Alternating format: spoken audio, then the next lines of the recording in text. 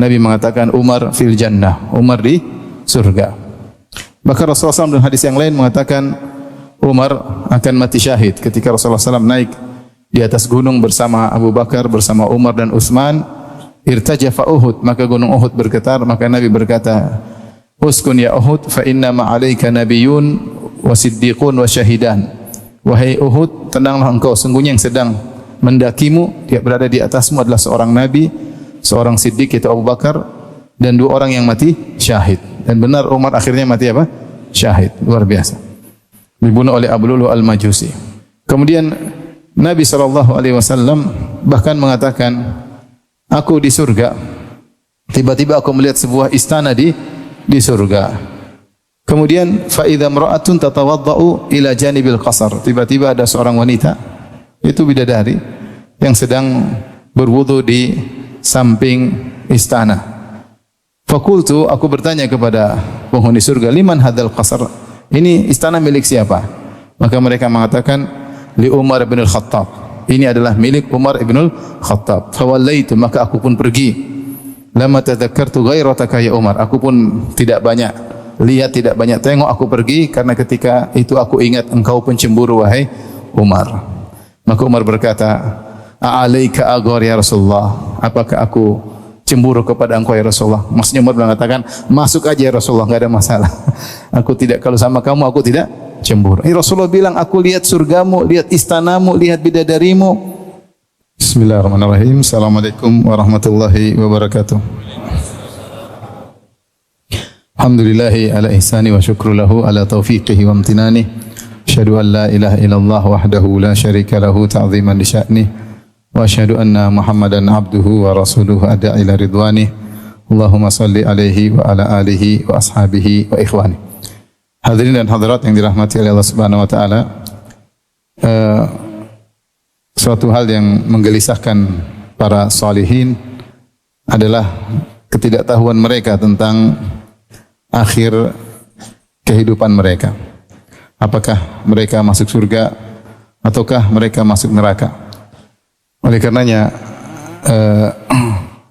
Ibn Rajab Al-Hambali berkata, ya, kana Sufyan ishtadda alaihi al-qalaq min as-sawabiq wal khawatim. Sungguhnya Sufyan rahimahullahu taala dahulu sangat gelisah tentang bagaimana amal-amal yang telah lalu dan bagaimana tentang penghujung amalannya.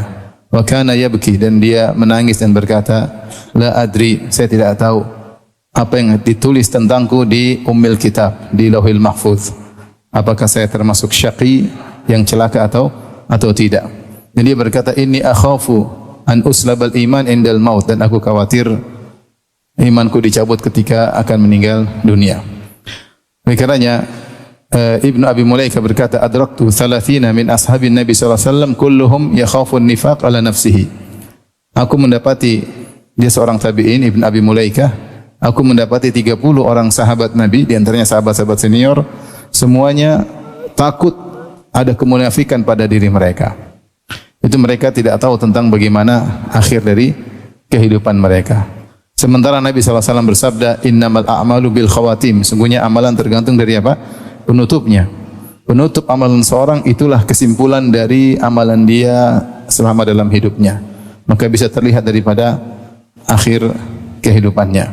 Maka ini yang menggelisahkan ya, para salihin. Sebagaimana kata Ibnul Qayyim rahimahullahu ta'ala, kata beliau, laqad qata'a khawful khawatim zuhur salihin.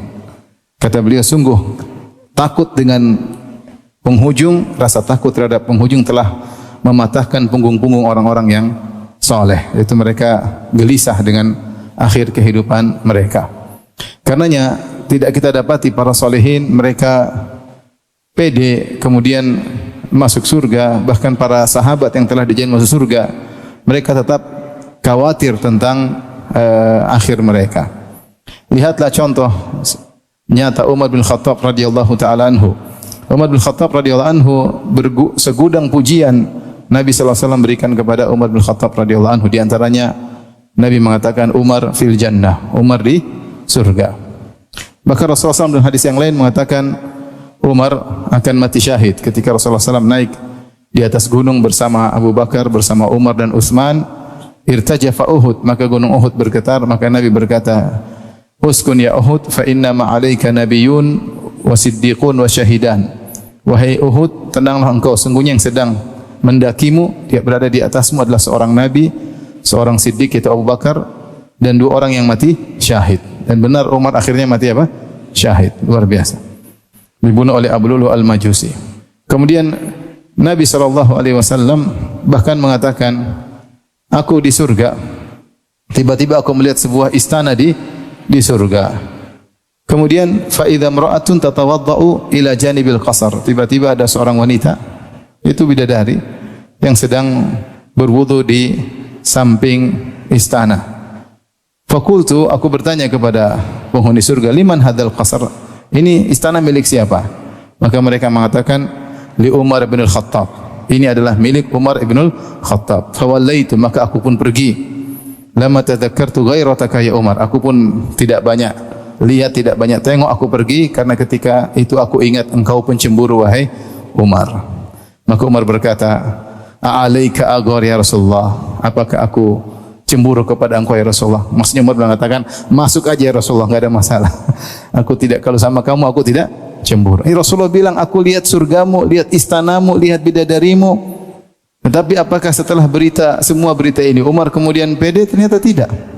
Nabi yang pernah mengatakan, ya Umar, tidaklah engkau menempuh suatu jalan, ya, illa salaka syaitan fajjan ghaira fajjik. Ma salakta fajjan illa salaka syaitan fajjan ghaira fajjik. Tidaklah engkau melihat suatu jalan kecuali setan akan mencari jalan yang lain. Itu Umar. Lagi lewat, setan kabur. Kalau sebagian kita lewat, setan malah mendekat. Umar luar biasa. Kata Rasulullah SAW, "Lau kana nabiyyun ba'di lakana Umar." Kalau ada seorang nabi setelahku, maka dialah Umar. Betapa sering Umar mulham, muhaddas, diberi ilham oleh Allah Subhanahu wa taala, sampai berapa kali dia punya ide, ada yang mengumpulkan sampai 8 kali, ternyata ayat turun sesuai dengan ide Umar bin Khattab radhiyallahu taala anhu. Itu ide Umar ternyata sesuai dengan kehendak Allah Subhanahu wa taala. Luar biasa Umar bin Khattab radhiyallahu anhu. Dan meninggalnya mati syahid, ya. Mati syahid. Yang pernah berdoa kepada Allah Subhanahu wa taala, "Allahumma inni as'aluka syahadah fi baladi nabiyyik." Ya Allah, aku memohon kepada Engkau mati syahid di negeri Rasulmu, yaitu di kota Madinah. Dan Allah kabulkan. Ketika sedang salat subuh, beliau ditikam Abu Lu'lu' al-Majusi sehingga ada 3 robekan di perut beliau. Kalau beliau minum susu, masuk susunya pun keluar. Ketika beliau dalam kondisi akan meninggal dunia, beliau diletakkan di tempat tidur, maka orang-orang pun berdatangan. Maka ada seorang yang memuji Umar dengan pujian yang luar biasa. Engkau adalah ini, engkau adalah ini, engkau adalah ini, wahai Umar. Umar berkata apa? Jawaban yang sungguh menakjubkan. Beliau berkata, "Kafafan lali wala alayya." Aku hanya berharap impas dengan pujian-pujian tersebut. Yaitu yang penting impas, ya. Tidak mendukungku dan tidak juga menjatuhkanku, ya. Artinya beliau tidak pede dengan segudang pujian yang Nabi berikan kepada dia, mengatakan, "Tenang, saya pasti masuk surga." Enggak sama sekali. Enggak sama sekali. Dan sudah nampak di hadapan dia bagaimana husnul khatimah. Sedang salat subuh ditikam oleh Abu Lu'lu' apa? Majusi. Husnul khatimah bukan? Husnul khatimah. Tapi beliau tetap mengatakan, tetap tidak ada sombong bahwasanya kita pasti masuk apa? Surga. Inilah seorang wali dari wali-wali Allah yang sesungguhnya, yang mengerti betul tentang keagungan Allah Subhanahu wa taala, bahwasanya apa yang kita lakukan tidak ada apa-apanya dibandingkan dengan keagungan Allah Subhanahu wa taala. Sungguh menakjubkan bagaimana Ibrahim dan Ismail ketika membangun Ka'bah. Saya renungkan ayat ini luar biasa. Allah berfirman, "Wa idh yarfa'u Ibrahimul qawa'ida minal baiti wa Ismailu rabbana taqabbal minna innaka antas samiul alim." Ketika Ibrahim dan Ismail membangun Ka'bah, mereka pasang batu dan mereka berdua berkata, "Rabbana taqabbal minna." Ya Allah, terimalah amalan kami. Innaka antas samiul alim. Sungguhnya Engkau Maha mendengar dan Maha mengetahui. Ada seorang salaf ketika membaca ayat ini, dia berkata, "Unzuru ila Khalil Rahman." Dia menangis. Dia berkata, lihatlah kepada kekasih Allah, Nabi Ibrahim. Bana baitar Rahman. Dia membangun rumah Allah, masjid Allah. Bi amri minar Rahman, dengan perintah langsung dari Allah Subhanahu wa taala, tanpa perantara, Allah langsung perintah langsung. Thumma yakhafu alla yataqabbala minhu Rahman. Kemudian dia masih takut Allah tidak terima amal solehnya. Padahal amal solehnya luar biasa. Beliau Ibrahim dan Ismail harus pergi ke tempat yang jauh, memotong batu, dijadikan kotak, kemudian dipikul, kemudian disusun. Ini bukan pekerjaan ringan. Berdua saja, tidak ada orang yang ketiga. Dipikul, disusun sampai ketika Ka'bah sudah mulai meninggi, maka Umar minta ada namanya maqam, itu tempat pijakan. Kemudian beliau mengambil batu, beliau susun. Beliau mengambil batu, beliau apa? Susun. Dan itu pekerjaan sangat berat. Namun setiap beliau susun batu, beliau berkata, Rabbana taqabbal minna. Ya Allah, terimalah dari kami. Masih khawatir amalnya tidak diterima. Tidak ada pede, tenang, saya kekasih Allah. Ini perintah langsung Allah tanpa perantara. Ini masjid terbaik di dunia. Tidak ada ngomong begitu. Sementara amal kita baru sedikit sudah pede. Baru bikin masjid kecil, nama masjid juga nama kita sendiri. Terus pede pasti diterima. Ikhlas enggak jelas, kemudian pede diterima, kemudian pede pasti masuk surga. Oleh karenanya orang-orang salihin mereka tahu tentang bagaimana keagungan Allah. Makanya ketika para ulama bahas kenapa Nabi SAW selesai solat dia berkata astagfirullah, astagfirullah, astagfirullah, itu dibandingkan dia istighfar setelah solat. Rasulullah SAW karena dia tahu bahwasanya amal yang beliau kerjakan tidak sebanding dengan keagungan Allah Subhanahu wa taala. Rasulullah SAW memuji Allah dengan pujian yang sebanyak-banyaknya. Kemudian dia berkata, la uhsi thana'an alaik. Ya Allah, aku tidak mampu menguasai seluruh pujian untukmu. Anta kama athnaita ala nafsik. Yang bisa memuji dirimu dengan yang selayaknya hanyalah engkau sendiri. Engkau sebagaimana dirimu memuji dirimu sendiri. Baik, dari sini kita tahu bahwasanya yang menggelisahkan orang-orang salihin adalah mereka tidak tahu tentang kesudahan mereka. Sebagaimana tadi Sufyan, gelisah bagaimana kesudahannya. Dan Allah Subhanahu wa taala ceritakan dalam Al-Qur'an di antara dalam surat Al-A'raf tentang dua model manusia yang kesudahannya berubah 180 derajat daripada awal kehidupannya. Yang pertama adalah kisah para penyihir Fir'aun. Para penyihir Fir'aun. Mereka bertahun-tahun sebagai penyihir. Kemudian mereka diundang oleh Fir'aun untuk berduel dengan Musa, utusan Allah Subhanahu wa taala. Ada yang mengatakan mereka ratusan, ada yang mengatakan mereka ribuan. Maka berkumpullah mereka untuk berduel dengan Nabi Musa alaihissalam, dan akhirnya mereka kalah, dan akhirnya mereka mengaku tentang kepada Allah. Mereka berkata, amanna bi rabbi Harun wa Musa. Kami beriman kepada Rabbnya Harun dan Rabbnya Musa. Fir'aun marah-marah. Amantu lahum qabla an adzana lakum innahu lakabirukum alladhi 'allamakumus sihr. Kalian beriman kepadanya tanpa aku izinkan, tanpa aku perintahkan. Sungguhnya Musa itu guru kalian. Kalian hanya kerjasama. Ini sandiwara. Jadi Fir'aun itu pintar ngomong ya. Ketika penyihirnya kalah, dia ngomong di hadapan rakyatnya, ini kerjasama, drama. Musa gurunya, ini semua apa? Murid-muridnya.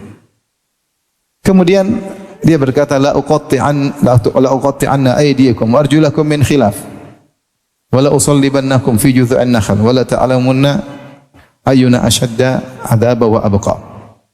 Kata dia, aku akan siksa kalian, aku potong secara berselisih, itu kaki kanan dengan tangan kiri atau tangan kanan dengan kaki kiri, kemudian aku salib kalian, itu aku ikat di tiang. Tapi mereka bertahan dan mereka berkata, ya afrik alaina sabra wa tawaffana muslimin. Ya Allah, curahkanlah kesabaran sebanyak-banyaknya dan wafatkan kami dalam kondisi Islam. Akhirnya mereka khitamnya, penghujungnya meninggal dalam kondisi beriman. Siapa yang duga para penyihir ini yang puluhan tahun menjadi profesinya adalah syirik besar, menjadi penyihir, kerja untuk orang yang ngaku sebagai Tuhan yaitu Fir'aun, ternyata di akhir hayat mereka masuk Islam. Kemudian mereka tewas dibunuh oleh Fir'aun, mati syahid. Mereka Islam mereka tidak sampai 1 hari. Terus kemudian mereka masuk apa? Surga. Siapa yang duga akan hal itu? Tidak ada yang tahu. Ini contoh pertama bagaimana yang kehidupannya penuh dengan kerusakan. Entah sebab apa, yang mungkin ada kebaikan dalam hati mereka dan kita enggak tahu, itu rahasia Allah Subhanahu wa taala. Tiba-tiba di penghujung mereka beriman kemudian meninggal.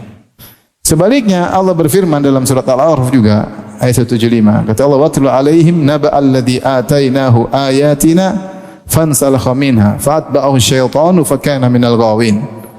Walau syi'na la rafa'nahu biha walakinnahu akhlada ilal ard wattaba'a hawah."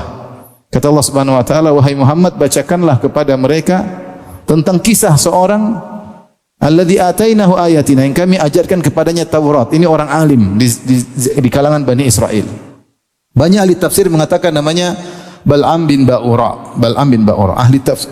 Dia adalah ahli Taurat, bahkan dikenal kana mujabat dakwah. Kalau berdoa dikabulkan. Ya. Zahirnya ulama doanya dikabulkan. Tetapi ternyata di penghujung hayatnya dia keluar dari ajaran yang benar. Fansalakha minha, maka dia keluar dari ayat-ayat Allah Subhanahu wa taala. Insilah itu sebenarnya mengatakan seperti ular yang keluar dari kulitnya.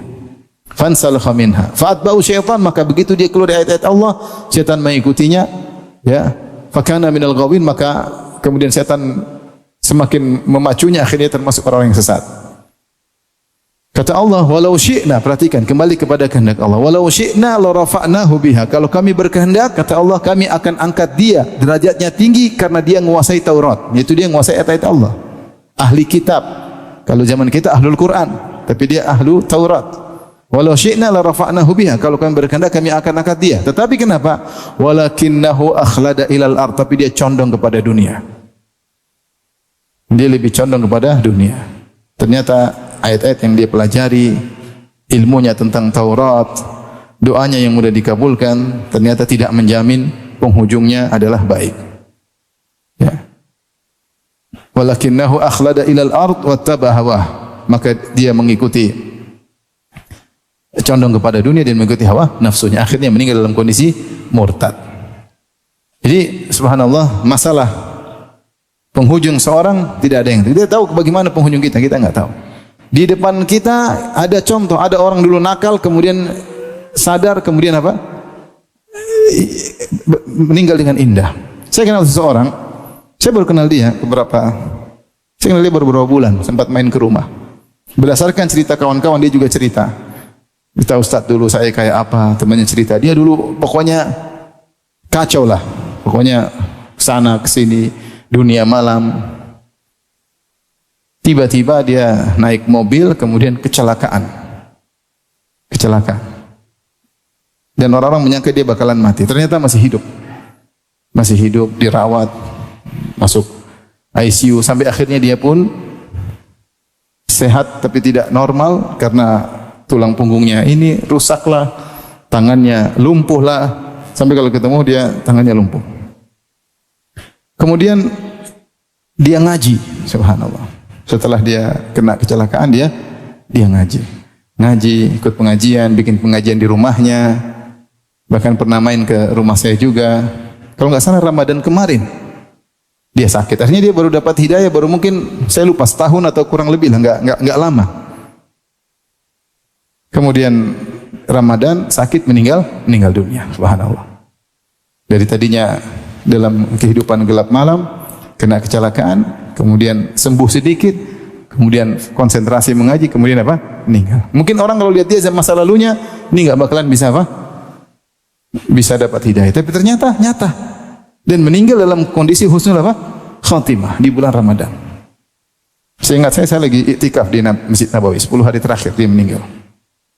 Jadi kita nggak tahu nasib seseorang. Ya. Saya juga pernah ngisi pengajian, tahu-tahu ada seorang ibu ikut pengajian, bilang, Ustadz ini si fulana, artis terkenal dulu. Wah, saya terkenal dulu artis inilah, artis kepanasan, bukan artis panas, artis kepanasan. Kita nggak duga, tahu-tahu dia ngaji, dia ngaji. Siapa yang duga? Lihat orang seperti ini, mana mungkin dapat apa? Hidayah. Tapi akhir seorang tidak ada yang tahu kecuali siapa? Allah. Sebaliknya kita dapati juga ada orang yang kelihatannya baik, soalnya ternyata di penghujungnya terkena dunia, lupa dengan agama, maksiat, akhirnya meninggal dalam kondisi su'ul khatimah. Oleh karenanya pada kesempatan kali ini kita akan bahas bagaimana usaha kita untuk bisa meraih husnul khatimah yang ini adalah rahasia Allah Subhanahu wa taala ya. Semua kita telah tercatat di surga atau neraka. Tapi yang tahu hanyalah siapa? Allah. Makanya di antara hikmah adanya takdir, seorang tidak pede. Tidak pede dengan apa yang dia miliki sekarang. Dia tidak tahu bagaimana penghujungnya. Karena yang menjadi patokan adalah penghujung. Innamal a'malu bil khawatim. Amalan tergantung ujungnya ya. Amalan tergantung ujungnya. Taib. Ikhwan dan akhwat yang dirahmati Allah Subhanahu wa taala ya.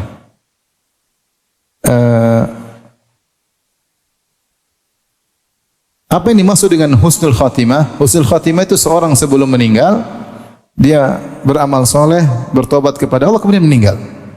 Jadi Anas radhiyallahu anhu Rasulullah SAW berkata, "Idza aradallahu bi 'abdin khairan ista'malahu." Jika Allah menghendaki bagi seorang hamba khairan untuk kebaikan yang besar, ista'malahu, Allah gunakan dia.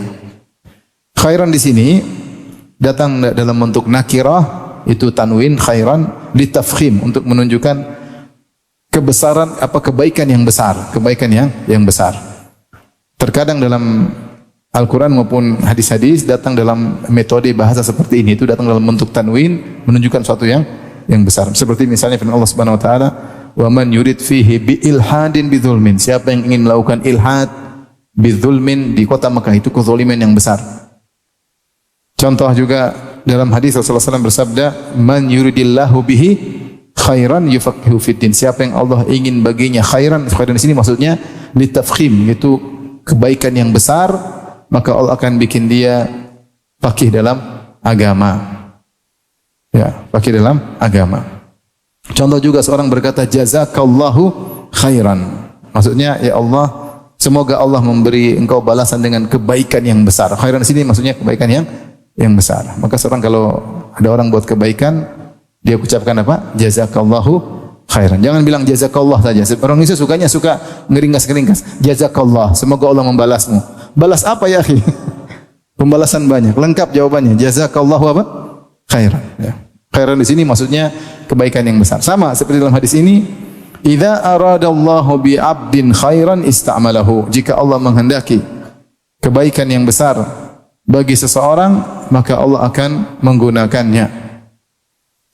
Maka para sahabat bertanya, "Kaifa yasta'miluhu ya Rasulullah?" Apa maksudnya Allah menggunakannya? Qala yuwaffiquhu li amalin salih qabla al-maut. Ya Allah beri taufik kepada dia untuk beramal saleh sebelum dia meninggal dunia. Allah membuat dia di akhir hayatnya semakin fokus amal saleh, semakin konsentrasi untuk amal saleh. Kalau dia dulu pelaku maksiat, di akhir hayatnya dia sibuk melakukan amal saleh. Kalau dia asalnya suka beramal saleh, semakin dia terpacu untuk beramal saleh. Kemudian dia meninggal dunia.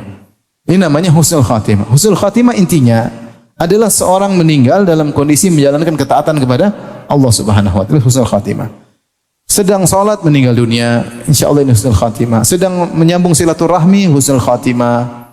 Sedang berbakti kepada orang tua, meninggal, husnul khatimah. Sedang haji, sedang umrah, meninggal, husnul apa? Khatimah. Ini sedang beramal soleh. Ya. Sedang beramal soleh. Sedang membantu orang lain, kemudian meninggal dunia. Ini namanya husnul khatimah. Lawannya su'ul khatimah, yaitu kesudahan yang buruk, yaitu meninggal dalam kondisi sedang bermaksiat. Sedang bermaksiat, sedang berzina, meninggal dunia. Ya. Sedang nyanyi-nyanyi, joget-joget, kemudian meninggal dunia. Dulu ada sempat klip, entah beberapa, mungkin 10 tahun yang lalu ya. Sempat klip tersebar tentang orang joget-joget, kemudian meninggal, dengar musik, joget-joget, meninggal apa? Dunia. Semua orang yang lihat fitrahnya tidak ingin mati seperti itu. Ada yang mau mati seperti itu? Ada yang mau mati enggak? Joget-joget, dengar musik, organ tunggal, kemudian tewas. Ada yang mau? Enggak ada. Meskipun yang mengatakan musik halal pun dia tidak mau mati seperti itu. Ini maksudnya fitrah, saya bicara fitrah. Orang yang mengatakan musik halal pun tidak mau dia mati dalam kondisi apa? Demikian. Lagi joget-joget kemudian apa? Meninggal. Dan banyak ya orang lagi berzina meninggal, lagi main judi, ada yang lagi main judi, lagi pegang joker kemudian mati dalam kondisi kaku, joker di tangannya. Allahu akbar. Alhamdulillah. Ibnu Qayyim menyebut banyak contoh. Ada yang meninggal disuruh la ilaha illallah malah nyanyi. Suruh bilang la ilaha illallah dia enggak bisa. Dia sudah terbiasa apa? nyanyi. Apa yang memenuhi hatinya itu yang keluar di penghujung hayatnya. Itu yang keluar di penghujung apa? Hayatnya. Dan siapa yang meninggal dalam kondisi bermaksiat kepada Allah, maka itu su'ul apa? Khatimah. Su'ul khatimah. Jadi mudah. Su'ul khatimah meninggal dalam kondisi bertakwa. Su'ul khatimah meninggal dalam kondisi bermaksiat kepada Allah Subhanahu wa taala. Baik. Kiat-kiat meraih husnul khatimah. Ada beberapa kiat-kiat yang mungkin kita usahakan bersama karena kita semua tidak ada yang tahu tentang penghujung hayat kita. Enggak ada yang tahu. Kita enggak tahu bagaimana penghujung kita. Kita enggak tahu amal soleh kita terima atau tidak. Kita selalu bainal khauf war raja, antara takut dan berharap. Yad'unana raghaban wa rahaban. Mereka para nabi berdoa kepada kami, beribadah kepada kami dalam berharap dan cemas, berharap dan cemas kita. Oleh karenanya kita konsen berharap agar Allah menganugerahkan kepada kita husnul apa? Khatimah. Di antara doa pertama yang berusaha agar kita bisa husnul khatimah, berdoa kepada Allah Subhanahu wa taala. Ini yang paling saya rasa sebab terbaik adalah berdoa kepada Allah Subhanahu wa taala. Di antara doa-doa yang dianjurkan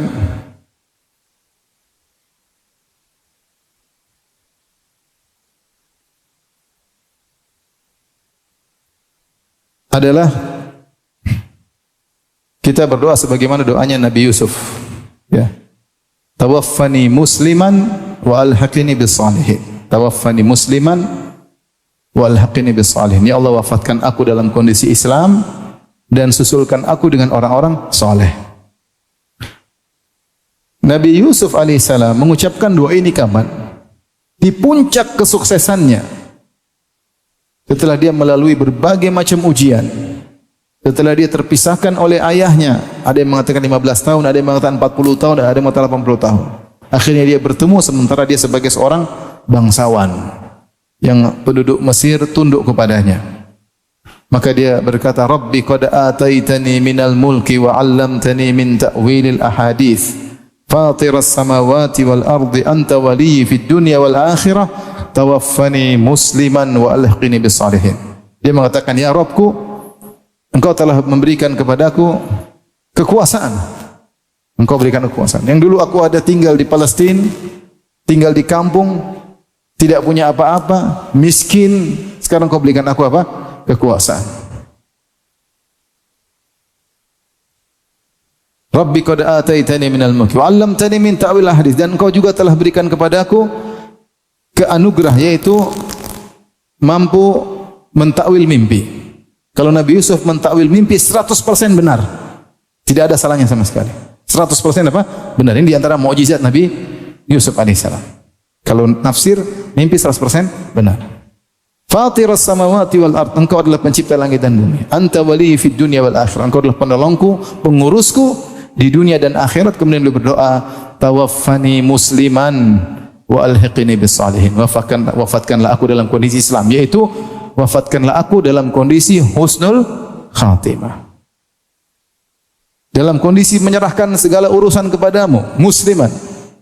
Wa alhiqni bis salihin, dan susullah aku dengan orang-orang saleh. Di puncak ketakwaannya dia tetap minta untuk husnul apa? Khatimah. Di puncak ketakwaannya tidak pede. Tenang, saya pasti masuk surga. Tenang, saya pasti masuk surga. Enggak.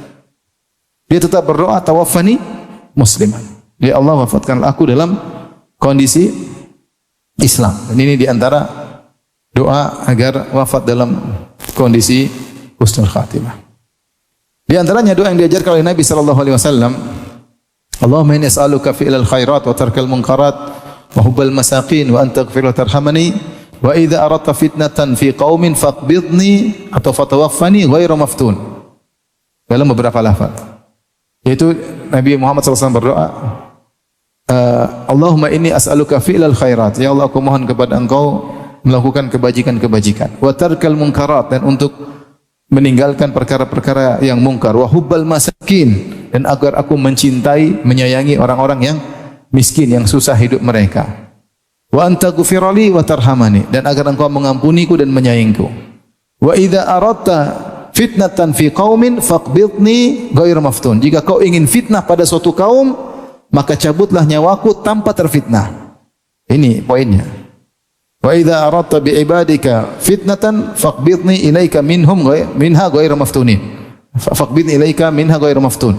Jika kau berkehendak fitnah pada suatu kaum, maka cabutlah nyawaku dalam kondisi tidak terfitnah. Artinya fitnah bisa saja tersebar. Allah menghendaki fitnah tersebar pada suatu kaum. Kemaksiatan tersebar, semuanya terjebak, semuanya terjerumus. Fitnah ini, fitnah anu, banyak fitnah. Maka ya Allah, kalau kau ingin tersebarnya fitnah pada suatu kaum, selamatkanlah aku dari antara kaum tersebut, agar aku meninggal dalam kondisi tidak terfitnah. Itu Allah jaga dia. Semua orang terjerumus, semua orang ikut serta dalam fitnah tersebut, semua orang sibuk dengan fitnah tersebut, dia sendiri selamat. Allah selamatkan. Ini diantara doa agar husnul khatimah. Di antara doa yang diajarkan oleh Nabi SAW untuk husnul khatimah, wa a'udzubika min an yatakhabbatani syaitanu indal maut. Ya Allah, aku berlindung kepada Engkau min an yatakhabbatani syaitanu indal maut, dari gangguan syaitan yang membuat aku goncang ketika hendak meninggal dunia. Ini doa penting. Kenapa? Ibnu Taimiyah rahimahullah menyebutkan, syaitan akan mengeluarkan segala upaya dan kuasaan kemampuannya ketika seorang akan meninggal dunia. Dan ini ujian paling berat. Dari seluruh ujian dialami oleh seorang, ujian paling berat ketika sakaratul maut. Kita diuji, misalnya ada yang meninggal dari keluarga, berat, tapi bisa kita lewati. Kita diuji, ditawarin perbuatan haram, mungkin kita bisa lewati. Kita diuji dengan sakit, itu semua ujian masih ringan. Ujian paling berat ketika sakaratul maut. Ujian paling berat antara hidup dan mati. Makanya orang takut sama kematian, dan hak mereka untuk takut karena ujian yang paling berat, berpisah dengan dunia menuju alam yang kita tidak tahu kejelasannya. Alam tidak tahu kejelasannya. Maka ketika itu syaitan akan datang dan mengerahkan segala kekuatannya, segala daya dan upayanya untuk menggoda seorang, dibuat ragu dibuat ingat tentang maksiat dibuat hatinya rindu untuk bermaksiat ketika akan meninggal dunia, dan seorang tidak bisa mengontrol jiwanya ketika itu. Tidak bisa mengontrol jiwanya. Makanya jiwa ini al-qalb yakhun, hati itu berkhianat, dan sering berkhianat kepada kita, dan kadang berkhianat di titik sangat kritis ketika seorang akan meninggal dunia. Bukankah di antara kita kalau ingin sholat, hati ingin khusyuk, tapi apakah hati nurut kepada kita ingin khusyuk? Tidak, dia berkelana kemana-mana, dia berkhianat. Di saat kita ingin khusyuk, dia enggak mau khusyuk, dia mengajak kita kemana-mana. Tidak semua orang bisa mengontrol hatinya, enggak semua. Betapa sering kita tidak ingin riya, tahu-tahu hati riya sendiri. Betapa sering kita tidak ingin hasad, kita tahu hasad itu haram, tapi kemudian hati kita hasad dan kita biarkan. Kita tidak bisa mengontrol hati kita. Itu padahal kondisi kita sehat, nyaman. Bagaimana lagi ketika dalam kondisi sakaratul maut?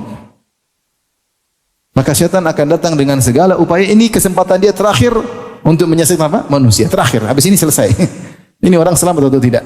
Maka kita tidak lihat, tapi kita tahu apa yang bergejolak dalam hati orang tersebut. Dibuat ragu, dibuat memikirkan maksiat, dibuat macam-macam. Maka di antara doa Nabi, wa a'udzubika min an yatakhabbatani syaitanu indal maut. Ya Allah, aku berlindung kepada Engkau dari gangguan syaitan yang menggoncangku ketika aku akan meninggal dunia. Atau kita baca doa dengan bahasa biasa, Allahumma inni as'aluka husnal khitam. Allahumma inni as'aluka husnal khitam. Ya Allah, aku mohon kepada Engkau kesudahan yang indah. Di antara doa yang saya anjurkan agar kita mendapat husnul khatimah, kita berdoa, Allahumma ahsin aqibatana fil umuri kulliha wa ajirna min khizyid dunya wa adzabil akhirah. Ini doa sering diulang. Allahumma ahsin aqibatana, yaitu ya Allah, indahkanlah atau baikilah kesudahan kami fil umuri kulliha, dalam segala urusan, di antaranya urusan kehidupan kita. Ini doa sangat penting karena dalam dunia ini banyak sekali urusan ngurusin keluarga, ngurusin anak, ngurusin usaha, ngurusin dakwah, ngurusin tetangga, ngurusin yayasan, banyak sekali urusan dan sering ada hambatan-hambatan, ujian-ujian. Tapi kita hanya berdoa, ya Allah, apapun ujiannya, endingnya happy ending. Apapun ujian yang kita hadapi, kita ingin ujungnya apa? Indah. Itu doanya, Allahumma ahsin akibatana fil umuri kulliha. Ya Allah, indahkanlah kesudahanku dalam segala urusanku. Apapun yang kita jalani, mungkin susah, mungkin berat, mungkin lepas kontrol ke kanan, ke kiri. Tapi kalau kita serius doa dengan doa ini, pasti ujungnya indah, ujungnya lurus kembali. Ujungnya lurus kembali. Kadang kita nggak tahu bagaimana apa yang kita lakukan. Hari permasalahan kita bingung melakukannya. Kita berdoa, Allahumma ahsin aqibatana fil umuri kulliyah. Ya Allah, indahkanlah kesudahanku dalam segala urusanku. Di antaranya kehidupanku agar meninggal dalam kondisi husnul khatimah. Di antara doa yang saya sering dengar, doanya indah dari para imam di Masjid Nabawi, di Masjid Haram juga. Mereka berdoa, Allahumma ja'al khair a'malina khawatimaha. Allahumma ja'al khair a'malina khawatimaha wa khair a'marina akhiraha wa khairu ayyamina yauman alqaq. Maknanya ini doa sepertinya Allah alam pada ada sunnahnya atau tidak apa ada, tapi ini doa indah, secara makna dia indah.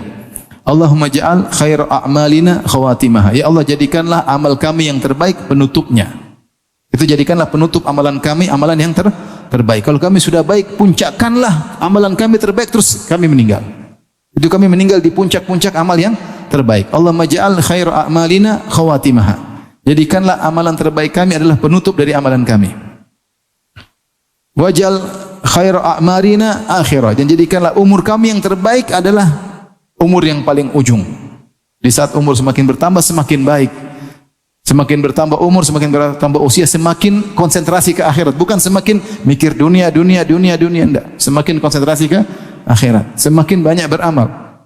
Waj'al khairu ayyamina yauman alqaq. Dan jadikanlah hari terbaik bagi kami adalah hari ketika bertemu dengan Engkau.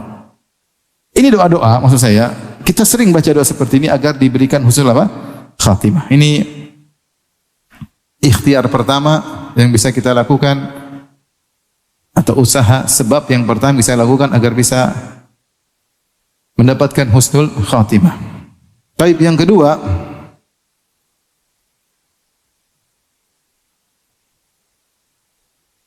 bertakwa kepada Allah, bertakwa kepada Allah. Takwa secara bahasa adalah penghalang. Ya. Penghalang. Jadi kalau dikatakan takwa, maknanya anta ja'al bainaka wa baina adzabillahi wiqayah. Engkau mengambil penghalang antara engkau dengan azab Allah. Itu azab Allah ingin menyerang tapi kau menghalanginya. Itu namanya takwa, ya. Takwa. Seperti dalam seorang penyair berkata, saqatan nasifu wa lam turid isqatahu fatanawalathu wa taqatna biyadi. Kata biyadin, kata seorang penyair, wanita tersebut khimarnya jatuh. Apa? Khimarnya jatuh. Maka dia pun fatanawalathu, maka dia ambil dengan tangan kanannya atau salah satu tangannya, wa taqatna bil yadi. Kemudian dia tutup wajahnya, bertakwa dari kami dengan menutup wajahnya dengan apa? Kain. Maksudnya dia menutup matanya dengan kain agar tidak terlihat oleh kami. Jadi dia bertakwa dari kami, yaitu supaya kami tidak melihat apa? Wajahnya. Jadi takwa itu maksudnya penghalang. Secara bahasanya apa? Penghalang. Bagaimana cara kamu untuk menghalangi dirimu dari azab Allah? Itu namanya takwa. Bagaimana caranya? Beramal soleh dan meninggalkan apa? Kemaksiatan. Dan takwa secara spesifik adalah meninggalkan kemaksiatan. Itu takwa secara spesifik. Jika digabungkan antara takwa dan albir, maka takwa artinya meninggalkan maksiat. Allah berfirman di antaranya, wa ta'awanu 'alal birri wa taqwa. Saling tolong menolong kalian dalam melakukan kebajikan dan dalam ketakwaan dalam meninggalkan kemaksiatan. Sebagaimana kita bekerja sama melakukan ketaatan, kita juga bekerja sama untuk meninggalkan apa? Maksiat. Saling mengingatkan. Jadi takwa secara spesifik adalah meninggalkan maksiat. Kata seorang penyair, khallidz dzunuba saghiraha wa kabiraha dzakka tuqa wasna' kamashin fawqa ardi syauqi yahdharu ma yara la tahqirana saghiratan innal jibala minal hasa. Tinggalkanlah dosa-dosa besar maupun kecil, itulah takwa yang sesungguhnya. Bukan dosa besar saja, dosa kecil pun kau tinggalkan.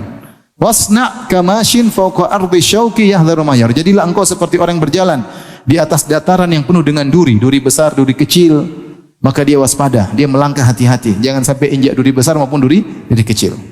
La tahqiranna saghiratan, jangan kau remehkan duri kecil, jangan kau remehkan dosa kecil. Innal jibala minal hasa, sungguhnya gunung tersusun dari kerikil-kerikil yang kecil.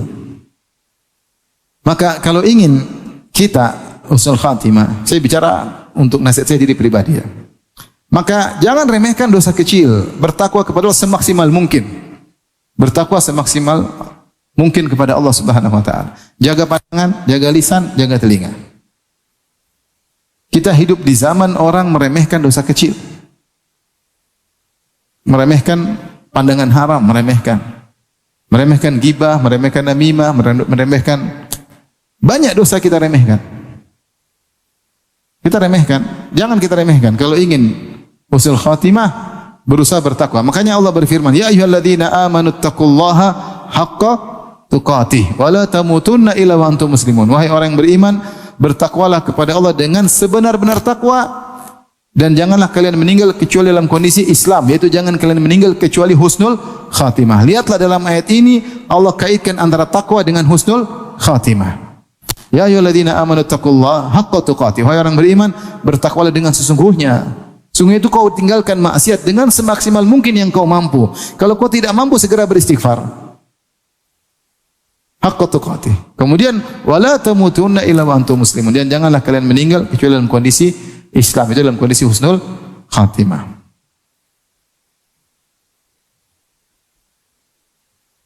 Jadi ini yang perlu kita perhatikan, bertakwa kepada Allah Subhanahu wa taala. Terutama ketika dalam kondisi nyaman, dalam kondisi sehat. Ini nasihat dari Ibnu Katsir. Ibnu Katsir berkata tentang ayat ini, beliau berkata, "Hafidhu 'alal islami fi hali sihhatikum wa salamatikum litamutu 'alaihi." Jagalah Islam kalian dalam kondisi kalian sedang sehat dan dalam kondisi sedang selamat. Supaya apa? Supaya kalian meninggal di atas Islam. Wala tamutunna illa wa antum muslimun. Jadi dia menafsirkan ayat ini. Ya ayyuhalladzina amanu taqullaha haqqa tuqatih wa la tamutunna illa wa antum muslimun. Wahai orang beriman, bertakwalah sungguhnya dan jangan meninggal kecuali dalam kondisi Islam. Maksudnya apa? Ketika kalian masih sehat, masih selamat, ya, fisik masih bisa beraktivitas, maka jagalah Islam kalian. Agar kalian meninggal di atas Islam tersebut. Sebagaimana kalian ketika nyaman, ketika sehat, kalian selalu menjaga Islam kalian. Kenapa? Fa innal karima qad ajra adathu bi karamihi annahu man 'asha 'ala syai' mata 'alaihi. Karena Allah yang maha baik atau yang maha mulia telah menjalankan sunnatullahnya, yaitu tradisinya dan aturannya. Siapa yang biasa hidup dengan di atas sesuatu gaya hidup, suatu style kehidupan, maka dia akan meninggal dengan gaya tersebut, dengan kebiasaannya. Wa man mata 'ala syai'in bu'itsa 'alaihi. Dan siapa yang meninggal dalam suatu kebiasaan yang baik, dia akan dibangkitkan di atas kebiasaannya tersebut. Ini peringatan bagi kita. Maka ketika kita sedang sehat, sedang nyaman, maka biasakan kita beramal saleh. Sehingga ketika kita dalam kondisi sakratul maut, kita dijaga oleh Allah Subhanahu wa taala. Makanya Rasulullah SAW bersabda, ta'arraf ila Allah ya'rifka fi syiddah. Ta'arraf ila Allah fi raha ya'rifka fi syiddah. Kenalkanlah dirimu kepada Allah dalam kondisi lapang, niscaya Allah akan mengenalmu dalam kondisi sulit. Di antara sulit yang paling berat adalah ketika sakratul maut. Ya Rasulullah nasihati Ibnu Abbas, ta'arraf ila Allah fi raha. Ketika kau dalam kondisi lapang, lagi sehat, lagi nyaman, duit lagi banyak. Banyak orang kalau duit lagi banyak, lagi sehat, dia cari muka sama orang. Jalan ke sana, jalan ke sini, update status, update makanan, update apa lagi? Update lagi main ini, lagi main anu, update lagi olahraga, lagi fitness, update lagi terbang ke mana, update terus tidak berhenti. Nota makanan di foto, di update. Sebagian orang seperti itu. Ketika dalam kondisi lapang, dia juru cari muka kepada manusia. Rasulullah ajar yang sebaliknya. Ta'arraf ila Allah fir raha. Ketika kau dalam kondisi nyaman, kenallah Allah. Itu cari muka di hadapan Allah. dengan berbagai ibadah yang bisa kau lakukan dalam kesehatanmu. Kau sehat salat malam, salat malam. Nanti saat kau pusing enggak bisa salat malam. Kau lagi sehat bisa puasa, puasa. Nanti kau lagi sakit enggak bisa puasa. Kau lagi punya uang sedekah, kalau enggak punya uang enggak bisa bersedekah. Kau lagi bisa safar sana, jenguk orang tua, silaturahmi, jenguk kakak adik, mumpung masih bisa bersafar. Ya arifka fi syiddah, kalau kau dalam kondisi lapang, ingat Allah, cari muka kepada Allah, niscaya dalam kondisi sulit Allah akan mengenalmu. Di antara kesulitan yang terberat adalah ketika sakaratul maut. Kata Nabi SAW, la ilaha illallah, inna lil mauti la sakarat. Tidak ada Tuhan yang berhak disembah kecuali Allah. Sungguhnya dalam kematian ada sakarat. Itu syiddah, hal yang berat. Hal yang berat. Maka di antara cara agar husnul khatimah, kata Ibnu Katsir, jagalah Islam kalian ketika dalam kondisi sehat. Ya. Bukannya kita enggak boleh jalan-jalan, boleh. Tapi ini kesempatan lagi sehat, lagi lapang, lagi nyaman. Pulang ke rumah, duit ada alhamdulillah. Badan sehat. Cek kolesterol lancar, 250 lancar. Aman. Masih ada yang 500 aman. Di rumah istri tidak ngomel-ngomel, berarti nyaman enggak? Nyaman. Sudah saatnya kita beraktivitas ibadah. Ini kalau kita sholat diomelin istri terganggu, ngomel lagi. Ini lagi nyaman, anak-anak lagi baik, lagi di pondok, lagi beramal soleh. Nanti dalam kondisi sulit Allah ingat kita. Dan di antara kondisi tersebut adalah sakaratul maut. Baik, berikutnya yang ketiga, agar seorang mudah meraih husnul khatimah, sering mengingat kematian. Sering mengingat apa? Kematian. Rasulullah SAW ketika ditanya, ayyul mu'minina aqyas, ya Rasulullah, orang mukmin mana yang paling cerdas? Aqyas itu kais maksudnya akal, yang paling berakal, yang paling cerdas. Siapa orang beriman yang paling cerdas menurut barometer Islam? Kata Nabi sallallahu alaihi wasallam, aktsaruhum lil mauti dzikran wa ahsanuhum lima ba'dal mauti isti'dadan. Orang yang paling cerdas, yang paling banyak mengingat kematian, dan yang paling baik persiapannya untuk kehidupan setelah kematian. Maka kita tidak ragu bahwasanya dalam kehidupan ini banyak sekali yang buat kita lupa dengan kematian. Dengan kesibukan duniawi, dengan berdagang ini, dengan tawar-menawar, membuat kita lalai. Kita lalai. Tidak secara total, tapi membuat kita lupa ya. Dengan kesenangan, dengan ngobrolan sana sini, kita lupa bahwasanya ada kematian yang siap menjemput kita kapan saja. Dan sebagai kita tahu, kematian tidak harus sakit dulu. Kematian datang tidak harus tua dulu. Kematian kalau datang kapan saja. Dan menganggap badan saya sehat, saya bakalan belum saatnya mati. Banyak orang yang meninggal di puncak secara medis, di puncak sehat. Tahu-tahu dia meninggal apa? Meninggal dunia. Makanya ketika saya sering sampaikan, ketika Nabi Adam alaihissalam meninggal dunia, datang malaikat maut. Kata Nabi Adam, pulang, saya belum waktunya mati. Waktu itu umur Adam 960 tahun. Kata Adam, umur saya 1000 tahun, pulang. Jadi bukan Nabi Adam sedang sekerat mati, enggak, datang malaikat, dia dalam kondisi sehat. Makanya malaikat maut diusir sama dia, belum saatnya. Kata malaikat maut, sudah saatnya wahai Adam. Kata Adam, umur saya 1000 tahun. Kata malaikat maut, kau sudah sedekahkan 40 tahun kepada Nabi Daud. Kata Adam, enggak pernah. Adam lupa ya. Jadi ketika Adam diciptakan, Allah perlihatkan anak keturunannya, ada Nabi Daud. Kata Adam, siapa ini? Kok menarik? Ini Daud, cucumu. Berapa umurnya? Kata Allah, umurnya 60 tahun. Kata Adam, sudah kasih 40 tahun saya buat dia. Jadi 1000 kurang 40 jadi berapa? Berapa? Antum orang teknik benar bisa tahu? 960. 40 dikasih jadi tinggal 160. 900 tahun kemudian Adam mau dicabut nyawanya, dia lupa. Saya enggak pernah kasih siapapun. Ya, wajar. Ini kejadian 900 tahun yang lalu. Kita 10 tahun lalu sudah lupa. Apalagi 19 tahun yang lalu. Akhirnya Nabi berkata, nasiya Adam wa nasiya dzurriyyatuhu. Adam alaihissalam lupa dan keturunannya juga apa? Lupa. Nabi Daud ketika usia 100. Jadi Adam sehat, bukan dalam kondisi sekarat, kemudian mau kolesterol tinggi, jantung mau copot, enggak, dia biasa-biasa saja. Nabi Daud alaihissalam ketika akan meninggal dunia juga dalam kondisi sehat. Tiba-tiba datang malaikat maut di tengah rumahnya, istrinya takut. Siapa ini? Istrinya bahkan ngancam, wahai kau masuk sini, kalau Daud datang awas mampus kau, karena Daud orangnya kuat. Tahu-tahu Nabi Daud alaihissalam datang, orang kuat. Siapa yang bunuh Jalut kalau bukan siapa? Daud. Masih muda bisa bunuh panglima orang kafir. Wa qatala Daud Jalut. Daud membunuh Jalut. Adapun riwayat bahwasanya Daud melempar ketapel, riwayatnya lemah, Israiliyah. Kemungkinan mereka berduel. Berduel, dia masih muda, dia bisa mengalahkan panglima besar. Bagaimana kuatnya Nabi Daud. Makanya istri yang ngancam, siapa kau? Hati-hati kalau Daud datang. Ternyata Nabi Daud alaihissalam datang. Nabi Daud bertanya, man anta, siapa engkau? Kata malaikat maut, ana alladzi la ahabul muluk. Aku adalah yang tidak pernah takut kepada raja manapun. Wala yamtani'u minnil hujjabu, dan tidak ada bodyguard yang bisa menghalangiku. Kata Nabi Daud, kalau gitu anta malakul maut. Kalau gitu kau malaikat apa? Malaikat maut. Silakan cabut nyawaku. Selesai. Apakah Nabi Daud ketika mencabut nyawa kolesterol tinggi? Enggak ada. Periksa gagal ginjal, enggak ada. Lagi sehat-sehatnya, lagi kuat-kuatnya, cabut nyawanya. Dan itu mungkin menimpa sebagian orang di zaman kita ini. Lagi sehat-sehat, lagi lari, lagi tahu-tahu meninggal. Kalau meninggal katanya kena serangan jantung. Kenapa jantungnya berhenti? Ya kalau udah mati jantungnya pasti apa? Berhenti. Dicabut nyawa, selesai. Tanpa ada sakit sebelumnya. Ada sakit sebelumnya? Enggak ada. Oleh karenanya, karena kita tidak tahu kapan kita ini mau meninggal. Seandainya kita tahu, kita bisa persiapkan. Kita enggak tahu.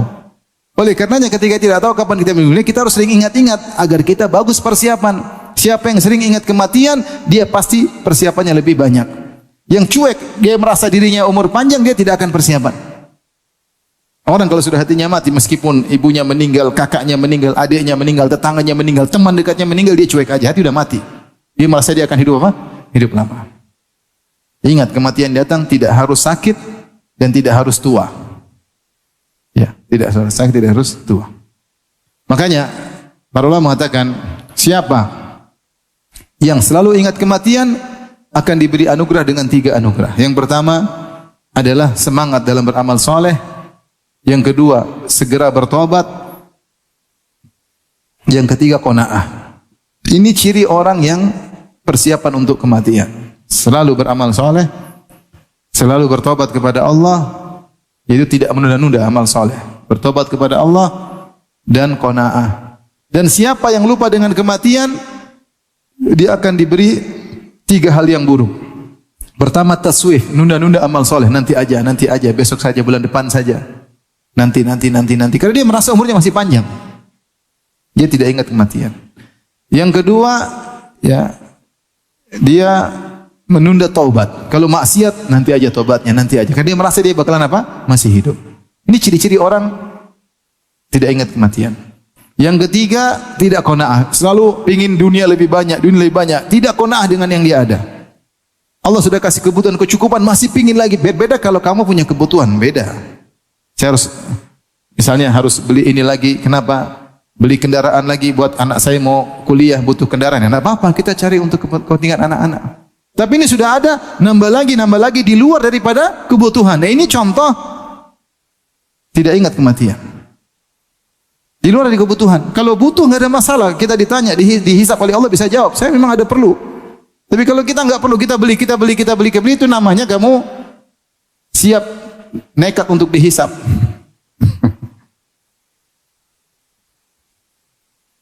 Kemarin saya nyinggung kawan. Ada kawan mau minjamin mobil mewah.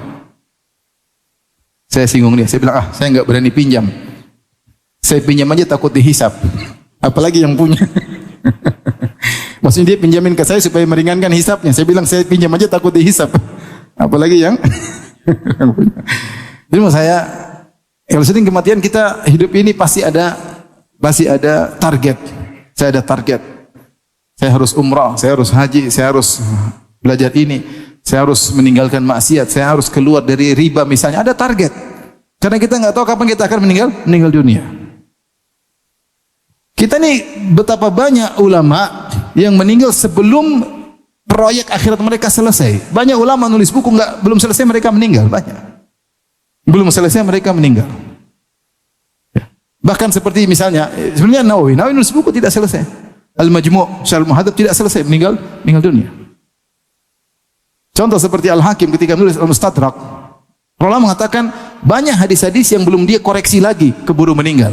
Jadi dia tulis tulisan kasaran, melalui diperiksa sedikit demi sedikit, diperbaiki. Sebelum selesai meriksa dia meninggal dunia. Makanya dalam bukunya masih banyak hadis-hadis dhaif, bahkan hadis palsu dalam kitab Al-Mustadrak. Sedikit, tapi ada hadis-hadis dhaif banyak. Dia belum sempat periksa kembali, keburu meninggal dunia. Sebaliknya banyak orang yang proyek dunia belum selesai, sudah meninggal dunia. Bikin rumah gede-gede, ditongkrongi 20 tahun bangunnya, belum terima kunci sudah meninggal dunia. Subhanallah. Belum selesai proyek dunianya, sudah meninggal dunia. Yang nikmati orang lain. Nah, kita dalam hidup dunia ini harus punya proyek akhirat yang kita targetkan. Karena bisa jadi belum selesai kita sudah meninggal dunia. Apa yang bisa dilakukan? Jadi sering ingat kematian. Kemudian di antara agar bisa meraih husnul khatimah adalah segera bertobat. Allah menyuruh tobat dengan segera. Tobat tidak boleh ditunda. Siapa yang tunda tobat dia berdosa akan penundaannya. Siapa yang menunda tobat dia dapat dosa 2 kali. Dosa maksiat yang dilakukan dan dosa menunda tobat. Kenapa? Karena kewajiban bertobat adalah kewajiban alal faur, harus segera, tidak menerima penundaan. Allah berfirman, "Wasari'u ila maghfiratin min rabbikum." Bersegeralah menuju ampunan Allah. Sabiqu ila maghfiratin min rabbikum. Berpaculah menuju ampunan Allah Subhanahu wa taala. Allah tidak mengatakan besok, nanti sore. Kapan kau maksiat segera bertobat, segera beristighfar. Ibnu Qayyim berkata, "Annal mubadarata ila taubati min adz-dzambi fardun 'alal faur." Sungguhnya bersegera untuk bertobat dari dosa adalah kewajiban yang disegerakan, tidak menerima penundaan. Wala yajuzu ta'khiruha, dan tidak boleh menunda-nunda taubat. Fama ta'akhkharaha asabi ta'khir. Kapan dia menunda taubat maka dia bermaksiat dengan maksiat lain karena menunda taubat tersebut. Ada yang mengatakan kisah singkat. Seorang di malam hari bermaksiat, kemudian dia mau taubat, dia bilang besok subuh saya taubat. Ternyata dia tidak bangun subuh, meninggal dunia. Betapa banyak orang seperti itu. Maksiat dia, nanti besok saya taubat. Sebelum tiba besok dia sudah meninggal dunia. Orang yang ingin husnul khatimah, setiap dia bermaksiat segera dia apa? Astagfirullah. Dia merasa berdosa, segera dia ambil wudu, salat taubat 2 rakaat. Selama dia bertobat, setan menyesal. Setan sudah jatuhkan dia dalam dosa yang banyak, tahu-tahu dia bertobat. Habis semua usaha setan. Aduh, sudah maksiat banyak-banyak, taubat lagi. Capek setan, tapi setan enggak pernah capek ya. Udah kemudian taubat, aduh. Sebaliknya setan lihat orang bertaat, melakukan ketaatan, setan tidak putus asa, tunggu terakhirnya. Siapa tahu terakhir dia tergelincir. Jadi orang yang bertobat dia benar-benar menjengkelkan setan, karena hasil usaha setan sirna seketika itu juga ketika dia bertobat. Maka seorang seringlah bertobat kepada Allah Subhanahu wa taala, jangan tunda-tunda tobat. Sebagian orang kerja dalam riba, dia bilang nanti umur 53 baru saya tobat. Maksudnya ketika pensiun, ya itu sama saja kalau begitu. Dia mau kasih jadwal buat tobat dia. Belum tiba jadwalnya dia tewas di luar. Belum tiba jadwalnya tewas di luar. Banyak orang seperti itu. Nantilah, saya masih hobi minum khamar, nanti ada waktunya. Kau kasih jadwal tobatmu, apakah kau tahu kau akan sampai pada jadwal tersebut? Belum tentu sampai. Kau bisa meninggal sebelumnya. Maka kapan seorang bermaksiat, segera istighfar. Tapi sekarang yang keberapa? Yang kelima agar bisa husnul khatimah, memperbanyak amal sir, amal rahasia. Karena di antara sebab su'ul khatimah adalah maksiat yang sembunyi-sembunyi, maksiat rahasia.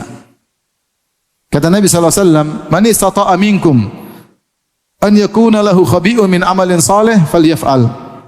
Siapa di antara kalian yang mampu punya amal saleh yang tersembunyi, maka lakukanlah. Banyak amal soleh yang bisa kita sembunyikan, banyak. Sedekah kita bisa kita sembunyikan, silaturahmi kita bisa kita sembunyikan, bakti sama orang tua bisa kita sembunyikan, salat malam kita bisa kita sembunyikan, puasa sunnah bisa kita sembunyikan, banyak. Kalau kita sudah sembunyikan, kita komitmen untuk sembunyikan. Tetapi setan selalu menggoda kita untuk apa? Bercerita. Kalau perlu satu dunia tahu, makanya kita update, kita live umrah. Hai guys, gua depan Ka'bah sekarang. Live.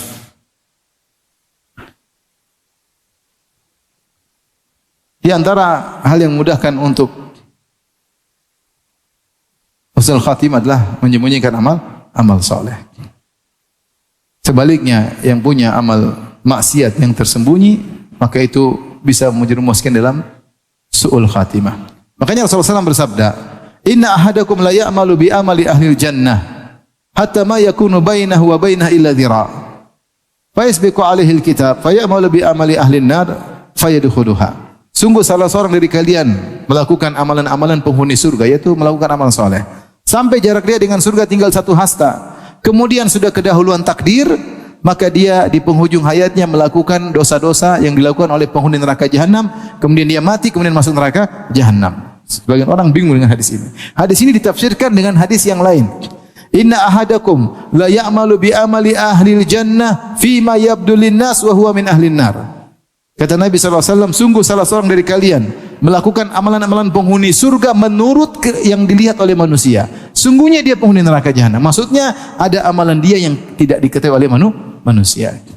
Adalah dasisah batinah, kata Ibn Rajab Al-Hambali. Ada racun dalam dirinya yang tersembunyi, yang buat dia ujungnya su'ul khatimah. Saya bacakan perkataan Ibn Rajab Al-Hambali. Qaulu fima yabdulin nas. Adapun sabda Nabi SAW, seorang melakukan amalan penghuni surga yang menurut dilihat oleh manusia. Isyaratun ila anna batinal amri yakunu bi khilafi dzalik. Sebagai isyarat bahwasanya batinnya tidak sebagaimana yang terlihat. Wa anna khatimatas su' yakunu bisababi dasisatin batinatin lil abdi la yattailu 'alaiha an-nas. Sungguhnya su'ul khatimah sebabnya adalah karena dasisah. Itu ada suatu amalan yang buruk, yang tersembunyi, yang dilakukan oleh sang hamba, orang lain tidak lihat. Imma min jihati amalin sayyi'in wa nahwi dzalika. Mungkin ada amalnya buruk atau yang semisalnya. Orang lihat dia mungkin seakan-akan dia penghuni surga, ternyata mungkin dia hasad, ternyata mungkin dia dengki, ternyata mungkin dia sombong, ternyata mungkin dia riya, ternyata dia merendahkan orang lain. Ini semua ada sisa racun dalam dada yang buat seorang bisa terjerumus di akhir hayat masuk su'ul khatimah. Makanya para ulama menyebutkan tentang seorang alim di Arab Saudi namanya Abdullah Al-Qasimi. Yang disebutkan dia meninggal dalam kondisi buruk. Dia menulis tentang buku tauhid sampai dicetaknya. Kalau nggak salah judulnya Sira' baina Tauhid wal Wathaniyah. Pertarungan antara tauhid dengan paganisme. Buku saya lihat kalau nggak salah 2 jilid ya. Itu buku bantah kesyirikan luar biasa. Sampai ketika itu banyak orang menulis syair. Menulis apa?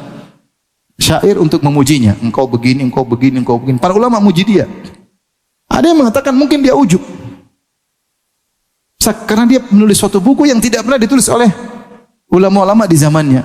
Sampai orang karena dia benar-benar bantah kesyirikan, bantah ya. Subhanallah. Terakhir dia safar kemana.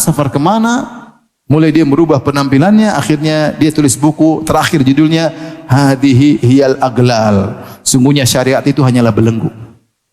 Syariat itu hanyalah apa? Belenggu. Yang dengan buku ini sebenarnya orang mengatakan dia telah kafir. Kenapa? Dia menganggap syariat sebagai apa? Belenggu. Yang tadinya luar biasa. Sama seperti Bal'am bin Ba'ur yang tadi disebutkan. Ulama dari Bani Israel, bahkan mujabud dakwah, bahkan doanya dikabulkan. Ya, tetapi terakhir karena dia cenderung kepada dunia, fa akhrada ilal ard, ya. Walau syi'na rafa'nahu biha walakinnahu akhlada ilal ard. Kalau kami berkehendak kami akan angkat dia dengan ilmu Tauratnya, dengan ayat-ayat kami, walakinnahu akhlada ilal ard. Tapi dia condong kepada dunia. Wattabahawahu, dan ikut hawa nafsunya. Maka kemudian dia su'ul khatimah. Makanya agar kita bisa dapat husnul khatimah, berusaha kita punya amal soleh yang tersembunyi. Meskipun syaitan datang menggelitiki, jangan kita cerita. Yang kita cerita. Berusaha. Semakin kita menyembunyikan maka pahalanya semakin besar. Semakin besar. Saya sering sampaikan cerita ini apa? Ibnul Jauzi dalam kitabnya Talbis Iblis menyebutkan bagaimana orang yang riya. Ketika diundang makan, misalnya hari Senin, dia sedang puasa. Harusnya dia bilang, mohon maaf, saya sedang puasa. Oke, biasa. Makan, aduh, mohon maaf saya sedang puasa. Ini jawaban normatif. Tapi jawabnya enggak gitu. Dia bilang, hari apa ini ayo? Hari apa ini? Hari Senin. Kalau hari Senin gimana? Oh iya lupa. Jadi dia ingin mengesankan kebiasaan saya adalah setiap Senin Kemis selalu berpuasa. Ini parah seperti ini. Parah. Kata Ibnu Jauzi ini contoh orang. Seharusnya dijawab sederhana aja. Maaf saya lagi puasa. Apa puasa apa? Puasa Syawal tahu? Puasa qadha. Jadi saya lagi puasa ya. Tetapi dia ingin mengesankan inilah kebiasaan dia, maka dia ingin menunjukkan dengan cara dia. Ketika ditanya makan, kata dia, hari apa ini? Hari apa ya? Oh iya hari Senin. Nah, kalau Senin apa? Oh iya. Jadi orang yang mendengar terkesan dia selalu. Ini berarti dia menunjukkan amal soleh yang dia sembunyikan. Kalau dia berkata saya sedang puasa, belum tentu orang tahu dia tiap hari apa? Puasa. Tapi kalau dia bilang ini hari apa? Berarti dia selalu berpuasa. Itu namanya menunjukkan amal soleh. Mana antum hati-hati. Setan punya banyak cara untuk antum pamer amal soleh antum. Banyak sekali caranya. Banyak sekali caranya. Baik, jadi agar bisa meraih husnul khatimah, sering-seringlah menyembunyikan amal soleh.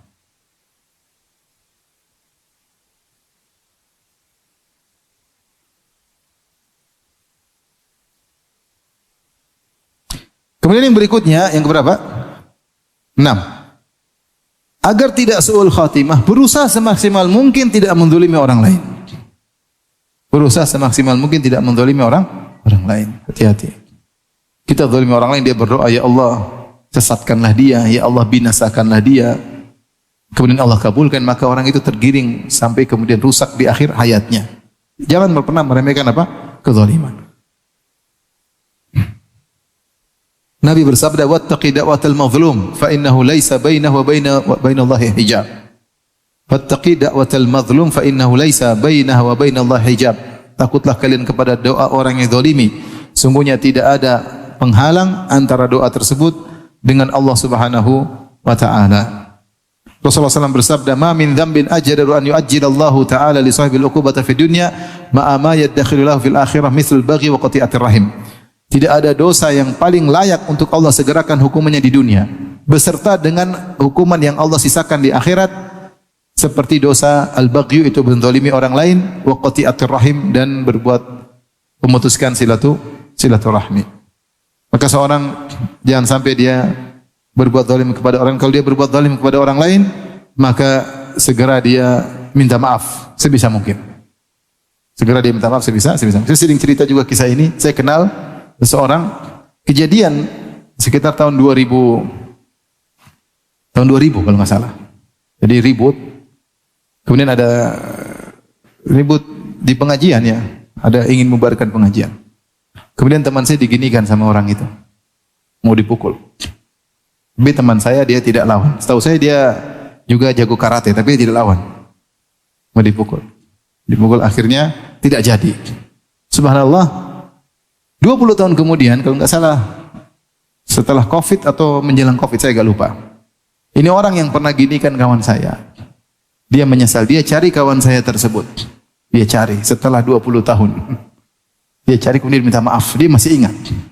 Antum kira antum zalimi orang, antum lupakan gitu saja. Teman saya pun tidak lupa. Iya, kau dulu yang begini. 20 tahun lagi masih ingat. Kadang kita zalimi orang, kita lupa. Orang yang dizalimi tidak lupa. Maka dia pun minta maaf. Setelah itu dia meninggal dunia. Alhamdulillah Allah berikan dia taufik untuk minta maaf dari kezaliman yang dia lakukan. Hati-hati kalau orang marah kemudian dia doakan keburukan, kita bisa terkena keburukan. Ada juga seorang, saya diceritain oleh istri saya. Ini kisah, jadi ada seorang, taruhlah dia seorang penuntut ilmu atau seorang pendakwah. Dia nikah poligami. Bukan saya, bukan. Istri saya cerita sama saya. Setelah itu, istri keduanya dizolimi. Mungkin kurang didatangi, saya kurang tahu lah. Saya tidak tanya jelas tapi akhirnya istrinya bilang sama istri saya berdoa kepada Allah agar orang ini tidak diterima dimanapun dia berada. Subhanallah. Sini dimusuhin, ke sana diusir, ke sana ini, ke sana. Ngeri. Ngeri. Maka jangan berbuat zalim. Bahkan kepada orang terdekatmu jangan kau zalimi. Justru orang terdekat orang yang paling utama untuk kita baikin, bukan kita zalimi. Kalau orang yang dizalimi tadi ngangkat tangan mendoakan keburukan pada kita, kita bisa mendapatkan su'ul khatimah. Waliyadzubillah. Baik. Yang terakhir yang mungkin bisa sampaikan bersama ini agar mudah untuk meraih husnul khatimah adalah mudah berbuat baik kepada orang lain. Dalam hidup ini kita berusaha mencari pahala dari sisi manapun yang mungkin kita lakukan. Dari sisi, saya ingatkan, kadang kita fokus pahala ke masjid, kadang kita fokus pahala untuk nyumbang masjid, kadang kita fokus pahala untuk baca Quran. Sungguhnya kita cari pahala dari sisi manapun yang bisa kita lakukan. Ketemu istri, bagaimana saya bisa dapat pahala dengan bermuamalah dengan istri? Pikir.